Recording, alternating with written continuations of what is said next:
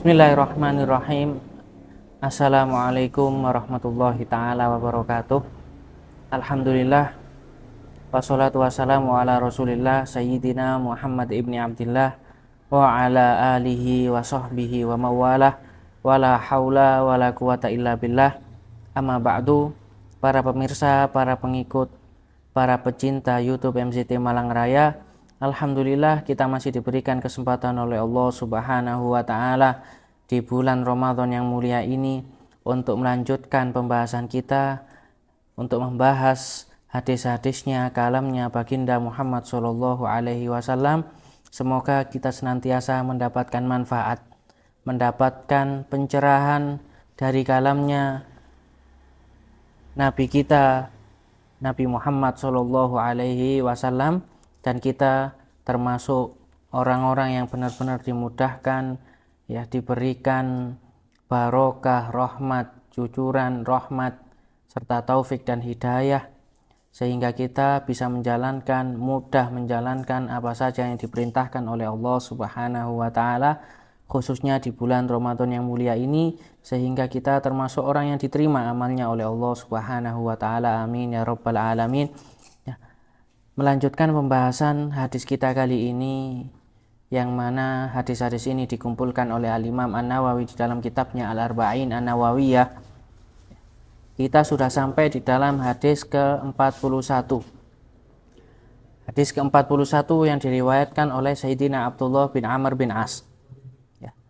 Yang mana beliau Al-Imam An-Nawawi di sini memulai hadisnya dengan An Abi Muhammad Abdullah bin Amr bin Al-As dari Abu Muhammad, yang mana Sayyidina Abdullah bin Amr bin As ini diberikan kunyah dengan Abu Muhammad, yang mana namanya beliau adalah Abdullah bin Amr bin As, ya.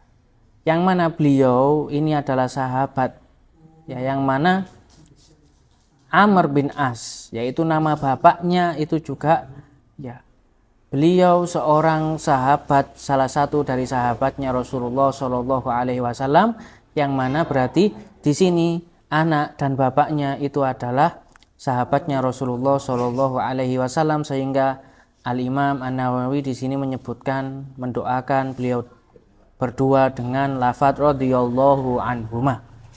Kemudian melanjutkan bahwasanya Sayyidina Abdullah bin Amr bin As, beliau berkata bahwasannya Rasulullah Shallallahu Alaihi Wasallam bersabda, la yu'minu ahadukum, tidak sempurna iman salah satu dari kita semua.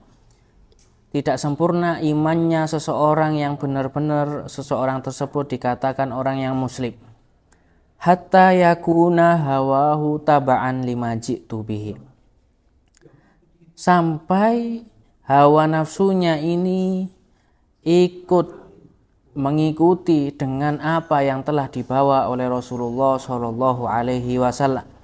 Hawa nafsunya benar-benar rela dengan ridho dengan sesuatu yang telah dihukumi oleh Rasulullah Shallallahu Alaihi Wasallam, mengikuti, mengamalkan dengan apa-apa yang telah dianjurkan oleh Rasulullah Shallallahu Alaihi Wasallam. Inilah salah satu kriteria kesempurnaan iman seseorang ketika dia telah benar-benar mengikuti apa yang telah dibawa oleh syariatnya Rasulullah Shallallahu Alaihi Wasallam. Ya. Maka dengan hadis yang telah diriwayatkan oleh Sayyidina Abdullah bin Amr bin As di sini, yang mana menganjurkan untuk menuntun hawa nafsu kita untuk senantiasa ikut dengan apa yang dibawa oleh Rasulullah Shallallahu Alaihi Wasallam, yang mana hakikatnya hawa nafsu kita ini bertolak balik dengan apa yang dibawa atau dengan hukum-hukum syariat yang telah ditentukan oleh Allah, yang telah ditentukan oleh Rasulullah Shallallahu Alaihi Wasallam. Yang mana hawa nafsu ini kebanyakan, sebagian besar, bahkan hanya ingin dengan sesuatu yang sesuai dengan apa yang telah kita inginkan, sesuai dengan apa yang kita anggap itu adalah enak dan baik untuk kita, padahal belum tentu itu dikatakan boleh, belum tentu itu dikatakan baik oleh syariat Islam. Sehingga Rasulullah Shallallahu Alaihi Wasallam menuntun kita untuk menganjurkan kita senantiasa mengikuti hawa nafsunya Rasulullah, mengikuti syariatnya Rasulullah Shallallahu Alaihi Wasallam. Bahkan di dalam firman-Nya Allah Subhanahu wa taala yang mensifati seseorang yang mengikuti hawa nafsunya ini dengan firman yang telah disebutkan oleh Allah Subhanahu wa taala, ya wala tattabi'il hawa. Jangan sampai kalian mengikuti hawa nafsu. Fayudillaka an sabilillah, maka kalian bakal tersesat dari jalannya Allah Subhanahu wa taala ketika kita senantiasa mengikuti hawa nafsu kita, akan tetapi tidak menuntun atau menggiring hawa nafsu kita untuk mengikuti syariat yang dibawa oleh baginda Muhammad Shallallahu Alaihi Wasallam. Ya, ini sedikit apa yang telah kita ambil dari anjuran Rasulullah Shallallahu Alaihi Wasallam.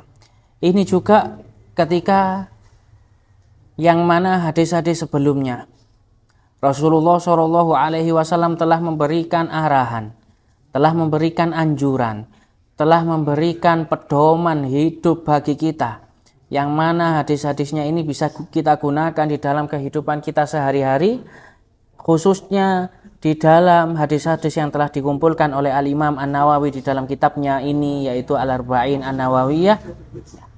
Ketika setelah menyebutkan semuanya, tinggal kurang lebih 2 hadis dari penutupan hadis di dalam kitab Al-Arba'in An-Nawawi, Imam An-Nawawi mendatangkan hadis ini.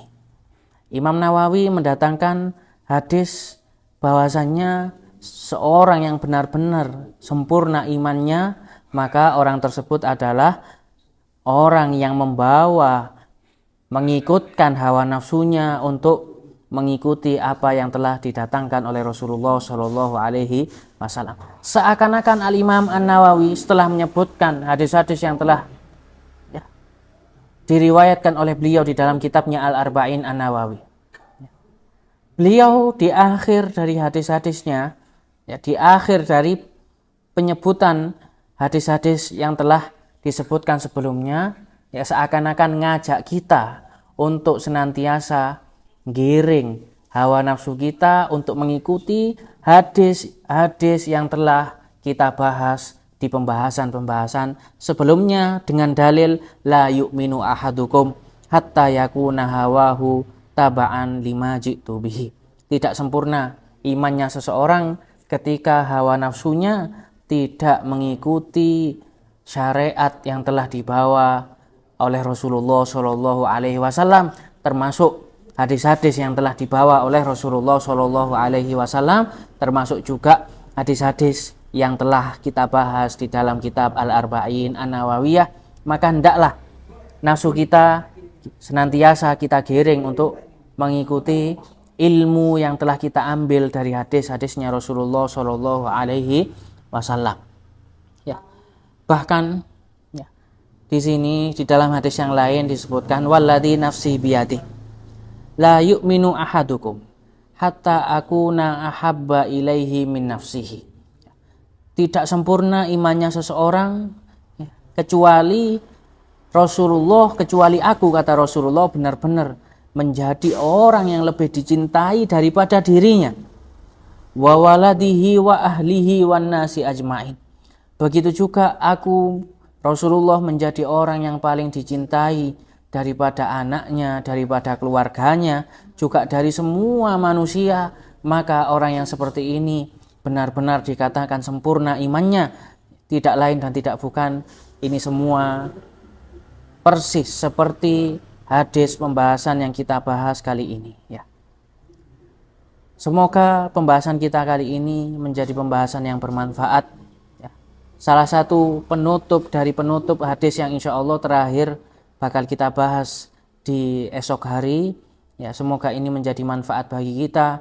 Kita dimudahkan oleh Allah Subhanahu wa taala untuk senantiasa mengikuti syariatnya Rasulullah Shallallahu alaihi wasallam, apa yang telah dianjurkan, yang disunahkan oleh Rasulullah Shallallahu alaihi wasallam, sehingga kita tergolong orang-orang yang benar-benar sempurna imannya di sisi Allah, di mata Rasulullah Shallallahu alaihi wasallam. Amin ya rabbal alamin. Wallahul musta'an wa alaihi tuklan. Wassalamualaikum warahmatullahi taala wabarakatuh.